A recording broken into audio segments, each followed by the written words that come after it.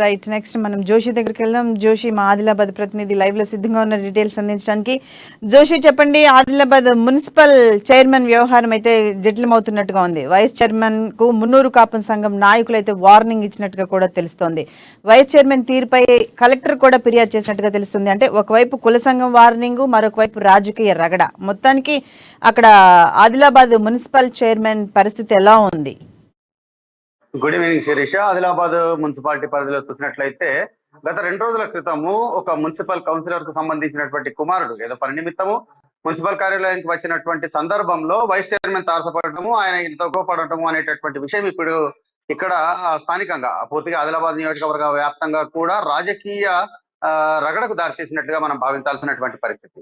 అంటే తన పరిధి దాటి మున్సిపల్ నిబంధనలకు విరుద్ధంగా ప్రభుత్వ కార్యాలయాలకు సంబంధించినటువంటి నిబంధనలే కాకుండా మున్సిపల్ మాన్యువల్ లో ఉన్నటువంటి విషయాలకు విరుద్ధంగా మున్సిపల్ వైస్ చైర్మన్ ఎవరైతే అధికార పార్టీకి సంబంధించినటువంటి జహీర్ రంజానీ అనేటటువంటి మున్సిపల్ వైస్ చైర్మన్ బీజేపీకి చెందినటువంటి ఒక బీజేవైఎం కు చెందినటువంటి ఒక యువ నాయకుడు, అలాగే ఆ స్థానికంగా వార్డు కౌన్సిలర్ కు సంబంధించినటువంటి కుమారుడు అయినటువంటి గండ్రత్ మహేందర్ ను కార్యాలయంలోకి రావద్దు అని చెప్పి ఏకంగా హుకుం జారీ చేయడం అనేటటువంటిది తీవ్ర వివాదానికి దారితీస్తున్నటువంటి నేపథ్యం.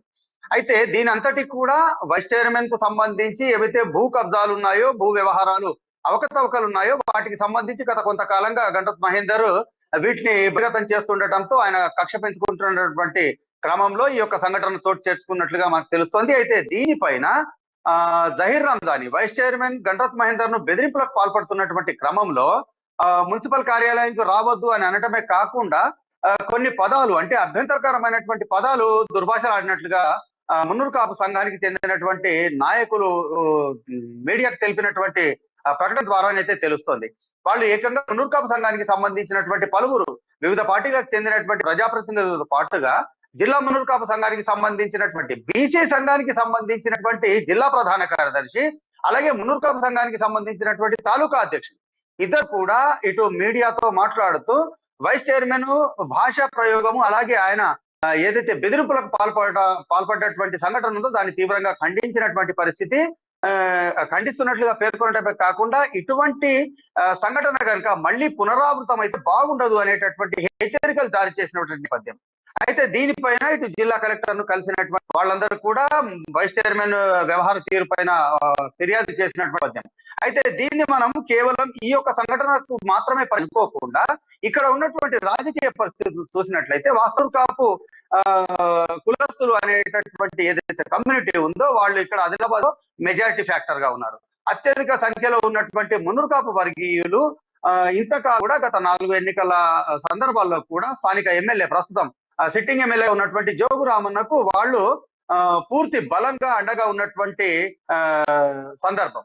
అయితే ప్రస్తుతం ఉన్నటువంటి పరిస్థితుల్లో ఏకంగా అధికార పక్షానికి చెందినటువంటి వైస్ చైర్మన్ పైన మున్నూరు కాపు సంఘానికి చెందినటువంటి నాయకులు, బీసీ సంఘానికి చెందినటువంటి నాయకులందరూ కూడా తిరగబడటం, హెచ్చరికలు జారీ చేసేంత పరిస్థితి వెళ్ళింది అని అంటే రాబోయే రోజుల్లో ఈ యొక్క వ్యవహారం, ఈ యొక్క వివాదం ఇంతటితో ఆగుతుందా అనేటటువంటి విషయం మనము ఇప్పుడే అంచనా వేయనప్పటికీ కూడా దీనిపైన ఇంతవరకు ఎమ్మెల్యే జోగు రామన్న స్పందించకపోవటము అనేటువంటి విషయాన్ని మనం పరిశీలించినట్లయితే కొంత క్షుణ్ణంగా దీన్ని లోతుగా చూసినట్లయితే మాత్రం ఆయన యొక్క వ్యవహారం విషయంలో పూర్తిగా తన సొంత పార్టీ చెందినటువంటి వైస్ చైర్మన్ సరళితో తీరుతో ఆయన కూడా గుర ఉన్నట్లుగా మనం భావించాల్సినటువంటి పరిస్థితి. లేదంటే ఒకవేళ ఈ విషయంలో జోక్యం ఉంటే కనుక ఎక్కడ తనకు రాజకీయంగా ఇబ్బందికర పరిస్థితులు ఎదుర్కొనేటటువంటి కొంత ఆందోళన అనేటటువంటిది తెలియనటువంటి విషయం.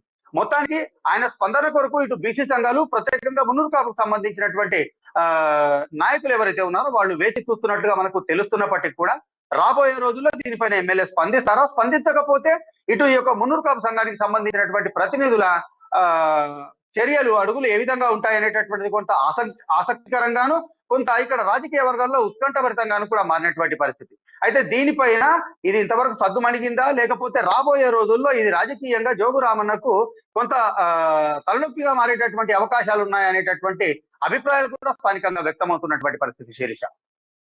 మొత్తానికి ఇంత జరుగుతున్నా కానీ ఎమ్మెల్యే జోగురామన్న మాత్రం ఎటువంటి స్పందన, అంటే దీనికి సంబంధించి ఈ వ్యవహారాన్ని ఒక కోలికి తీసుకొచ్చే అవకాశం అయితే జోగురామన్న పట్టించుకున్నట్టుగా తెలుస్తోంది. అంటే మొత్తానికి భూ వ్యవహారంపై విచారణ జరిపిస్తారా లేదా అన్న ఆ అంశం ఏమైనా చర్చకు వచ్చిందంటారా? కలెక్టర్కి ఫిర్యాదు చేశారు కదా అక్కడ సంబంధించిన కుల వాస్తవానికి సంఘం నాయకులు కానీ శిరీష, దానికి సంబంధించిన వాళ్ళు కానీ. ఈ యొక్క విషయము అంటే ఈ యొక్క వివాదం మూలాల్లోకి వెళ్ళినట్లయితే ఈ యొక్క వివాదానికి మొత్తానికి కూడా అధికార పార్టీకి చెందినటువంటి వైస్ చైర్మన్ ఫారూక్ రంజానీ, ఎవరైతే జహీర్ రంజానీ ఉన్నారో ఆయనకు సంబంధించినటువంటి భూ అక్రమాలకు సంబంధించినటువంటి వ్యవహారాల్లోనే ఆ యొక్క క్రమంలోనే ఈ యొక్క వివాదం చోటు చేసుకోవడం జరిగింది. అయితే ఈ యొక్క వివాదం ఇంత రగడ జరుగుతున్నటువంటి నేపథ్యంలో దీనిపైన కలెక్టర్ వరకు ఫిర్యాదు చేయడము, హెచ్చరికలు, ప్రతి హెచ్చరికలకు సంబంధించినటువంటి క్రమం జరుగుతున్నటువంటి నేపథ్యంలో దీనిపైన వాస్తవంగా అధికారులు, ఇటు మున్సిపల్ అధికారులు కావచ్చు, రెవెన్యూ వాళ్ళు కావచ్చు, లేదా ఏకంగా జిల్లా కలెక్టరే కావచ్చు, వీళ్ళు ఎవరైనా స్పందిస్తారా? అసలు ఈ యొక్క భూ వివాదాలకు సంబంధించినటువంటి విషయంలో వివాదం ఏంది అని అంటే అక్కడ ఉన్నటువంటి ప్రభుత్వానికి చెందినటువంటి భూములను కబ్జా చేసి ఏకంగా ఓపెన్ ప్లాట్లకు డోర్ నంబర్లు అలాట్ చేయించనేటటువంటి విషయంలోనే ఈ యొక్క వివాదం చోటు చేసుకున్నటువంటి పరిస్థితి. ఇది ఒకటే కాదు, వైస్ చైర్మన్ కు సంబంధించినటువంటి ఇటువంటి వివాదాలు దాదాపుగా ఇది వరకు గడిచిన ఆయన పదవీ కాలంలో డజన్ల కొద్ది ఇటువంటి వివాదాలు ఉన్నటువంటి పరిస్థితి, ఆరోపణలు కూడా చాలా ఎదుర్కొంటున్నటువంటి నేపథ్యం. అయితే వీటన్నిటిపైన సమగ్రమైనటువంటి విచారణ జరుపుతారా, లేకపోతే శరమామూలుగా దీన్ని పక్కదారి పట్టించేందుకే ప్రయత్నిస్తారా అనేటటువంటిది కూడా ఇప్పుడు స్థానికంగా కొంత చర్చనీయాంశంగా మారినటువంటి నేపథ్యం. ఏదేమైనప్పటికీ కూడా అధికార పార్టీకి చెందినటువంటి యొక్క భూ వ్యవహారాలు, కబ్జాలన్నిటిపైన కూడా ఇప్పుడు విస్తృతంగా చర్చ జరుగుతున్నటువంటి నేపథ్యంలో రాబోయే రోజుల్లో ఇటువంటి వ్యవహారాలపైన మరింతగా అంటే రాజకీయ నాయకులు, రాజకీయాలకు సంబంధించినటువంటి వాళ్లే కాకుండా సాధారణ ప్రజానీకం నుండి కూడా ప్రశ్నించే గొంతుకలు ఎక్కువ అయ్యేటటువంటి అవకాశాలు అయితే మనకు ప్రస్ఫుటంగా కనిపిస్తున్నాయి శిరీష.